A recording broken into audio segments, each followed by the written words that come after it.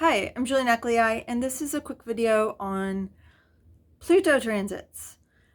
Now, with all transits, there's like two main approaches you can take to dealing with them. One is trying to avoid the dangers of a transit, and the second approach is trying to maximize your gains from a transit.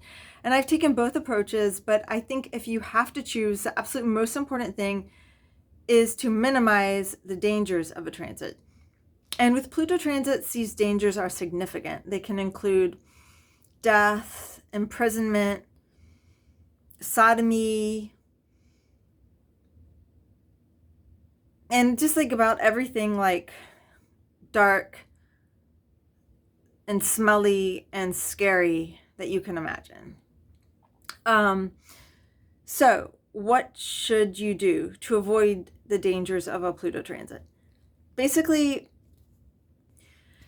the most important thing during a Pluto transit is I think the number one most important thing about a Pluto transit is Pluto rules waste. It rules exhaust. It's ridiculously explosive. Imagine, I'm sorry to use like gross imagery, but that's Pluto's nature. Imagine like a giant toxic fart filling the room, but it's actually made of like poisonous gas and it will kill you. The most important thing is to make sure that you have enough ventilation. And this principle absolutely applies during Pluto transits. You do not want to isolate yourself. That's very dangerous. If you feel depressed, do not stay in bed because this is like toxic, explosive energy. You need to like get out. You need to socialize. You need to like continue your life. You need to take showers. You need to not dress in head to toe black. You need to not hang out in cemeteries. You need to not be friends with criminals. You need to not commit crimes. You need to avoid dangerous areas. You need to avoid watching, like, generally speaking, excessive, like, pornographies. You need to, don't read Edgar Allan Poe. Don't get, like, tattoos of spiders. Just avoid everything dark and smelly and try to keep your life open and clean, and do not isolate yourself. Clean your house, clean your body, talk to your friends, don't brood. You know what I mean? That's like one of the most important things for a Pluto transit, for the bad parts. Yeah, and if you follow that advice of don't, because like it's Pluto's going to bring the darkness, right? You don't need to make it worse by adding a bunch of your own darkness.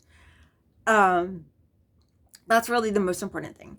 Now, in terms of how to get the most out of Pluto transits, probably the most important principle of all is that Pluto is a very psychological planet, and you need to be willing to go deep during this time. You need to be willing to dig into things more deeply than you ever had before, and specifically the dark side.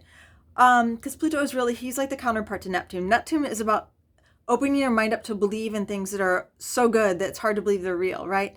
And Pluto is the opposite. It's about opening your mind up to see things that are so dark and so scary that you can't believe they're real, right? So intimidating that you can't believe they're real. But when you do open your mind and accept the truth, then the truth sets you free and it really sets you on a new course in life. So Pluto transits can be really scary, but the scariness is kind of like, imagine you die for a second and it's really scary, but then you like become an angel and you can fly. So you're like, wow, that was cool. Pluto transits are a little bit like that. So I mean, it means being willing to see the darkness in yourself, absolutely.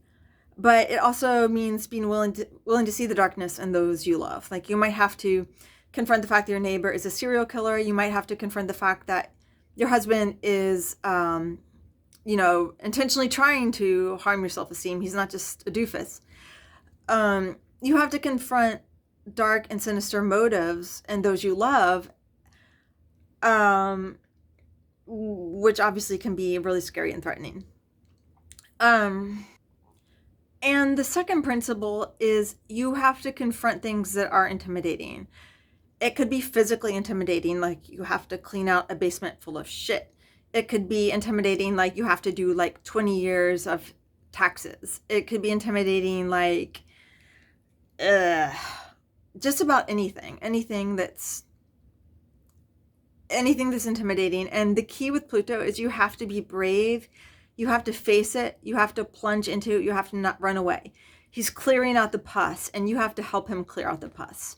And it's going to be like gross, depending on how big the transit is. Like pus is going to squirt everywhere, but you will survive, and you will come out the other end stronger and more powerful than ever before.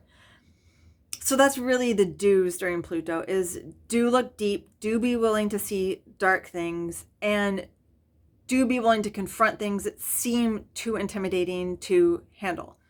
Because these things will actually lead to a new life. It's like once you release the pus, you're going to feel absolutely amazing. So that's like the main do's. And then, of course, the main don'ts are just avoid excessive darkness, isolation, filth, and pestilence, and crime, and STDs.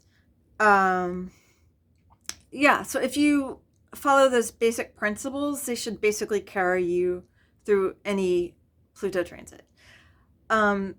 Thanks. I'm Julie Necklei, and this is Pluto.